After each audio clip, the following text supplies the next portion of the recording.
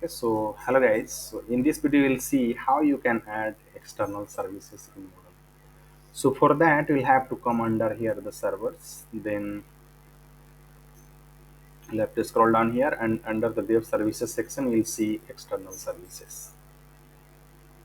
Okay. So here, in case you want to add a new services, you can add here.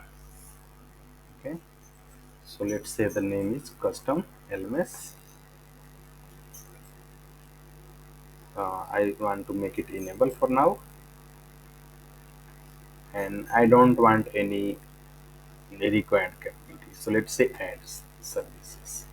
So now you see I have added the services, and if you again come to here list external services, you'll see that list. Okay, so this is the one we just created.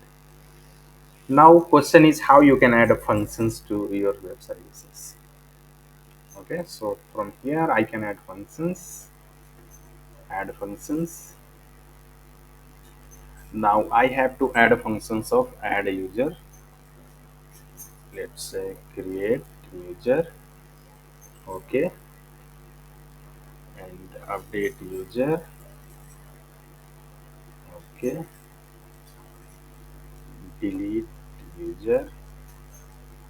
Okay, so these are core user create users, core user delete user, core user update users. So these three functionality I want to be added within this LMS, custom LMS services. Now I also want to add the site info. So core web services get site info, return some site information, user information, list of web services functions. Got it? In case you have any additional, you can also add here. So for now, I just want to add this. Got it? So you see here the description: create user, delete, update, and this will give you return some site info, user info, and list of web services. Okay. So this is how you can add your services or functions to your services. Now you can manage protocols like the REST protocols, SOAP protocol. So this is Moodle 4.5. You see the feature like this.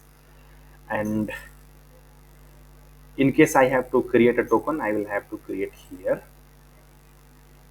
Okay, so how you can create a token within Moodle LMS?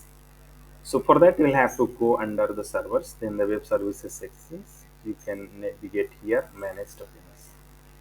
Then click on the create tokens. You can put the name here, custom LMS token, like this. Okay, so I don't want any space. So user, I want to use my name.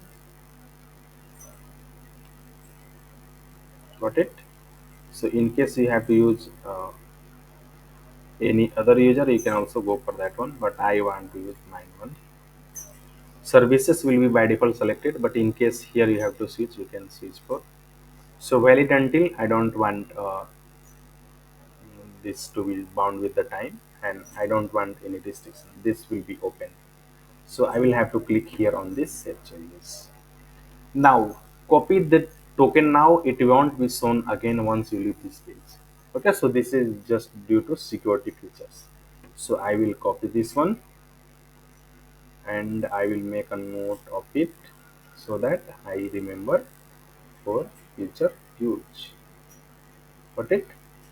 So this is my token. Got it? In case you have to create any additional token, same here you can create here for a different user. Maybe you can have the same services, this, but for a different user, you can create a separate token for that. Okay, so that's it from the video. Thank you. Thank you for watching and have a great day.